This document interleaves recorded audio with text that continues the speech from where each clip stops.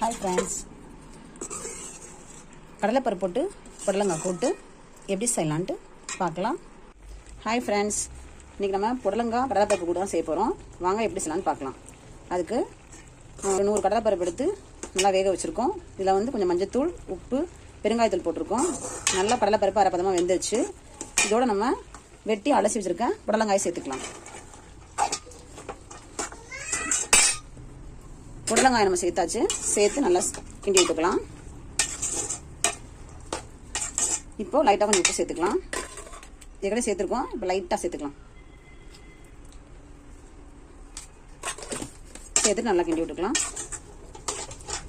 புடலங்காய்க்கு எப்பவுமே வந்து கடலைப்பருப்பு அரைப்பதமாக இருக்கணும். அதுக்கப்புறம் மொத்தமாக சேர்ந்து வரும்போது அது சரியாக இருக்கும். புடலங்காய் நல்லா கிண்டி விட்டுக்கலாம். உப்புலாம் சேர்த்தாச்சு. இப்போ இதெல்லாம் வந்து நல்லா மூடி வச்சிடலாம். நல்லா வேகட்டும். பீக்கங்காய் ஒரு சைடு வெந்துக்கிட்டு இருக்கு, நல்லா வேகட்டும். அதுக்குள்ள நம்ம தாளிச்சிடலாம். பக்கத்தில் ஒரு கடாய் காய வச்சுருக்கோம். இல்லை கொஞ்சமாக எண்ணெய் ஊற்றிருக்கோம். எண்ணெய் காஞ்சி வந்துருச்சு. பெருஞ்சீரகம் சேர்த்துருக்கோம். இன்னும் கடுகு போட்டிருக்கோம்.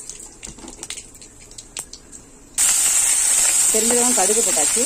கொஞ்சம் கருவேப்பிலை கொத்தமல்லி போட்டிருக்கோம். நல்லா வதங்கட்டும்.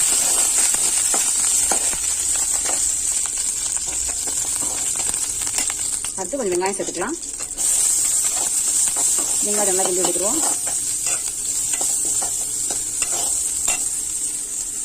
வெங்காயம் வதங்கிட்டு இருக்கு. இப்போ வந்து 2-3 பூண்டு நம்ம தட்டி போட்டுக்கலாம். பூண்டு வந்து வாயுக்காக நம்ம சேர்த்துக்கிறோம். கடலைப்பருப்பு வந்து வாயுனால கொஞ்சம் வாயு மந்தமாக இருக்கும். அதனால நம்ம வந்து பூண்டு சேர்த்துருக்கோம். வெங்காயம் எல்லாம் வதங்கிடுச்சு. இப்போ நம்ம ஒரு சின்ன தக்காளி வெட்டி போட்டுக்கலாம். நல்லா கிண்டி விட்டுக்கோங்க. அதோட 2 பச்சை மிளகாய் நறுக்கி போட்டிருக்கோம். காரத்துக்கு ஏற்ற மாதிரி பச்சை மிளகா போட்டிருக்கோம். உங்களுக்கு காரம் கம்மியாக தேவைன்னா நீங்கள் ஒரு பச்சை மிளகா கூட சேர்த்துக்கலாம்.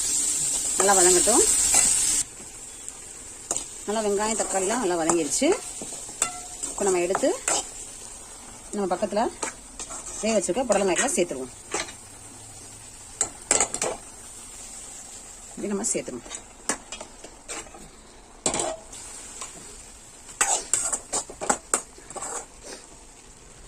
நல்லா இதில் சேர்த்து விட்டுட்டு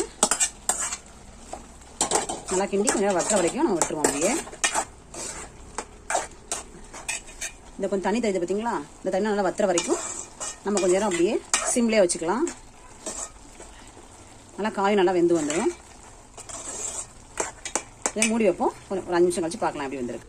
இப்போ ஓப்பன் பண்ணி பார்க்கலாம். நல்லா கடலைப்பருப்பு புடலங்காய் போட்ட கூட்டு ரெடி ஆயிடுச்சு. நீங்களும் வீட்டை ட்ரை பண்ணி பாருங்கள். எப்படி இருக்குன்னு சொல்லிட்டு கமெண்ட் பண்ணுங்கள். அப்படியே நம்ம சேனலை ஷேர் பண்ணுங்கள், சப்ஸ்கிரைப் பண்ணுங்கள்.